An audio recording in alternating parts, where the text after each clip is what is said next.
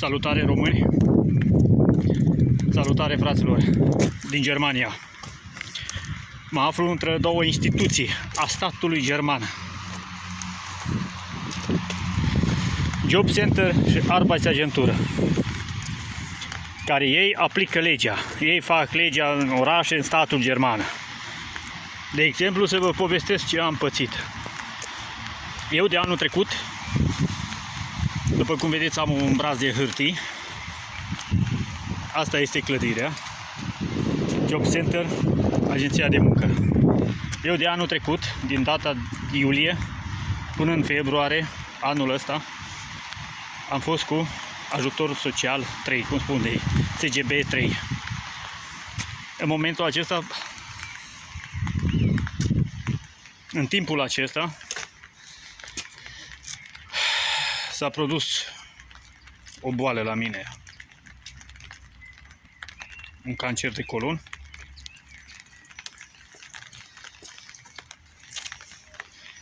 Am înștiințat autoritățile, am înștiințat Arbeitsamtul, spunând că sunt bolnav, că nu pot munci. Am avut Arbeitslosengeld până în data de 2 februarie 2023. Așa, aici este Job Center-ul. Da, după cum vedeți.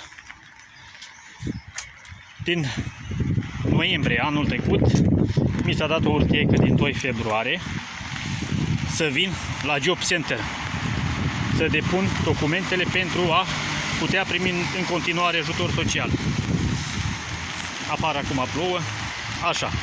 Eu pe 25 ianuarie am fost la Job Center, am depus documentele informându-i că sunt bolnav, că pe data de 12-13 februarie urmează să am o intervenție chirurgicală la spital. Da?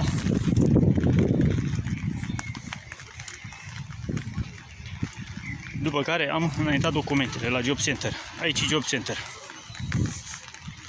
După cum puteți vedea, da.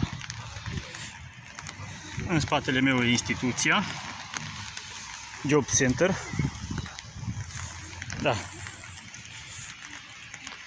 Am făcut toate demersurile. Am depus documentele pe 25 ianuarie, am fost la ei.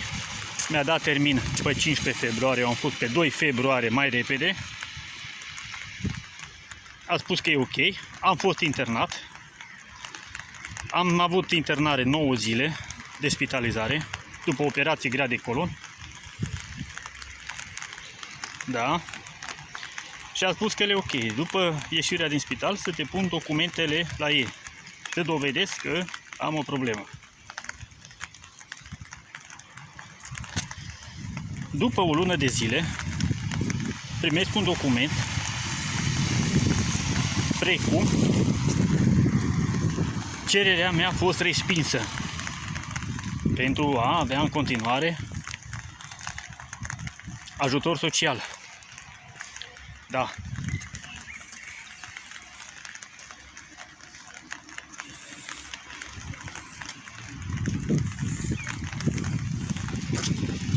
În spatele meu e Job Center, iar este agenția de muncă. Am depus documentele. În continuare, nemai având tratament, pentru că ei n-au mai plătit din luna februarie asigurare la Casa de Asigurări de Sănătate. Da? M-au purtat cu tot felul de minciuni. Am respins acuzațiile lor, cererea de respingere, spun că nu e corect, pentru că eu sunt în drept și că sunt bolnav și nu pot munci, cu acte doveditoare. Și tot așa m-au frecat cu tot felul de hârtii trimase de ei, pentru că eu nu sunt interesat de muncă și de integrare în statul german. Bun. Mi-am căutat avocat, că zice că numai prin avocat, prin lege. I-am dat la tribunal. Da? I-am dat la tribunal. Și acum să vezi, doamne, la tribunal au spus că din moment ce la noi încă se aplică controlul la granițe, că e problemă cu Ungaria, România, Ucraina, nu sunt în dreptul să primesc, pentru că nu am 5 ani consecutiv stat în statul german. Deci să locuiesc 5 ani aici cu acte de muncă, cu totul. Deci eu am mai fost din 2012 până în 2017, am plecat până în țară, am avut ceva probleme, m-am reîntors în 2020 și acum spun că nu sunt drept. Domnule, ori suntem stat european